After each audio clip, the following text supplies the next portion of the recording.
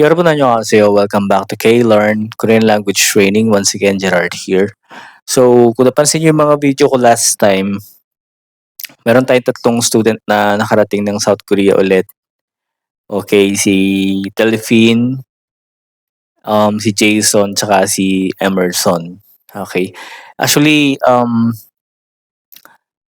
si Emerson, hindi sila nagkita-kita dun sa training center kaya inedit ko na lang muna siya.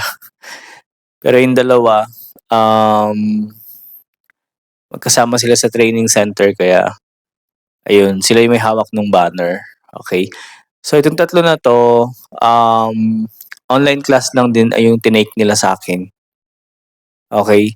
Hanggang sa skills test nung una, halos online lang din kami and then pina-try ko sila ng mga tools ng ilang beses lang din yon and then they pass. Okay. So itong tatlo na 'to is isang patunay ulit na hindi niyo kailangang magbayad ng sobrang mahal. Hindi niyo kailangan, um magpaloko sa iba. Ang dali-dali lang naman kasi nung process, okay. Basta makinig kayo ng maayos at, may knowledge talaga sa process yung magga-guide sa inyo, makakarating at makakarating kayo ng South Korea. Mapapa-sana all ka na lang talaga sa kanila 'di ba? So, kasi ngayon medyo mahina or medyo, mahigpit yung selection pero itong tatlo na 'to, swerte talaga sila tsaka para sa kanila talaga, okay. Kasi kung napapansin natin pailan-ilan lang din halos yung mga maalis, 'di ba? 150, 200, dati ano yun, regular selection lang yun. Eh ngayon, pag may 300 na umalis, massive selection na yun, 'di ba?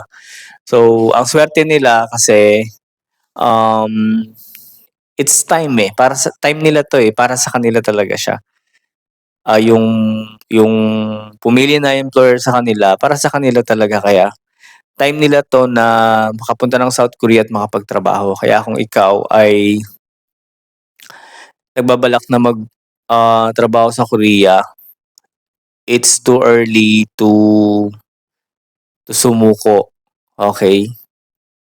Kasi, ano naman na mahina ngayon ang Korea, ano naman na medyo konti ang nase-select ngayon, 'di ba? So darating yung time na lalakas din ulit yan.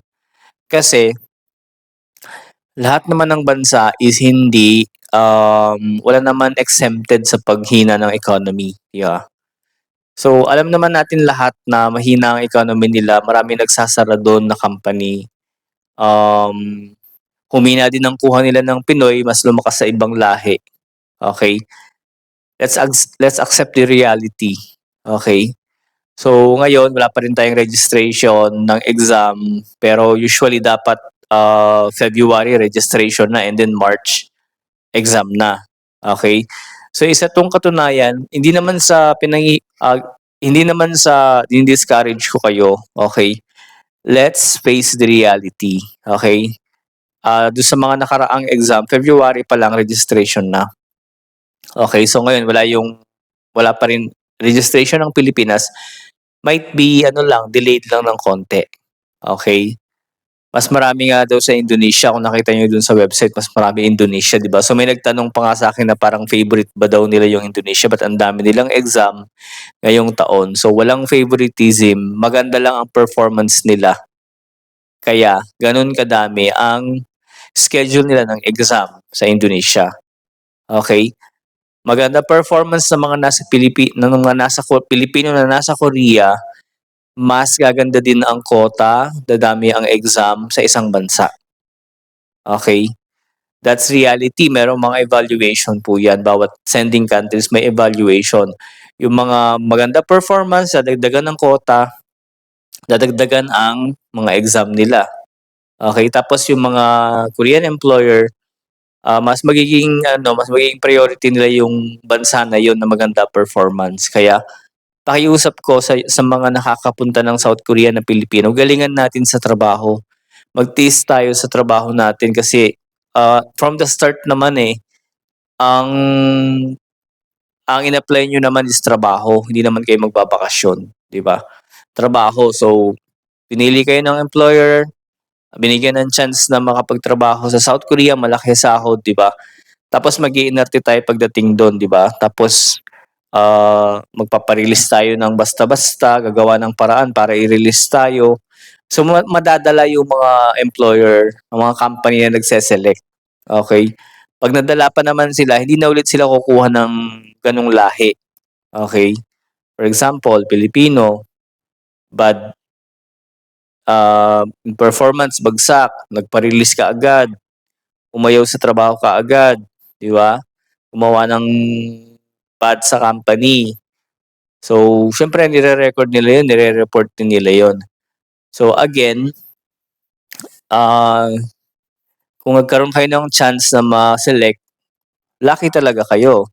Kaya 'wag niyong sayangin yung chance niyo kasi kung magpapa-release kayo for example, hindi na gano'n 'di ba, na may mga release din sa Korea ngayon na naghihintay ng employer kasi nga mahina.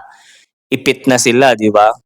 So kung kaya niyong tiisin yung naging trabaho niyo, tiisin niyo na 'yan kasi 'di ba, magpapa-release ka, matetenga ka, ang dami niyong mga naghihintay na release sa Korea, malabo pa din. Uwi ka naman ng Pilipinas, mas mahihirapan ka naman dito 'di ba, kung yung pinagdaanan niyo na process, 'di ba, ang hirap ng process 'di ba, hirap ma-select.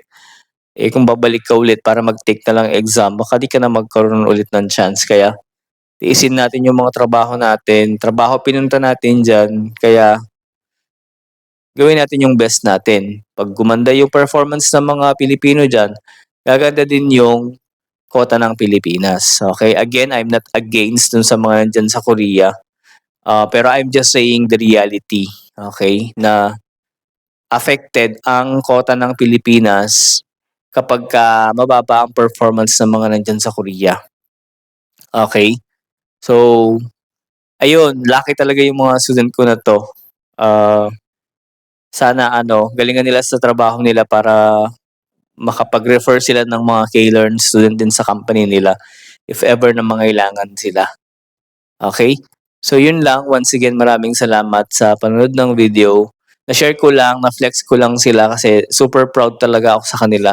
Yung mga kuwento ng buhay nila alam ko lahat, pinagdaanan nila. Kaya, nakaka-proud at nakakasaya talaga ng puso na makita ang isang estudyante na andun na siya, nagtatrabaho na siya dun, so papaldon na, 'di ba? So, maraming salamat ulit sa panonood ng video. Once again, this is Gerard, 4-time CPS Saping Exam Passer, 10 years, teaching Korean language, specializing in EPS topic. Thank you so much kung kayo'y natuto or nag-enjoy sa aking mga video, baka naman puwede niyo akong i-follow or i-share yung mga videos ko. Meron din ako diyan showcase baka may kailangan kayo. Peace. Thank you.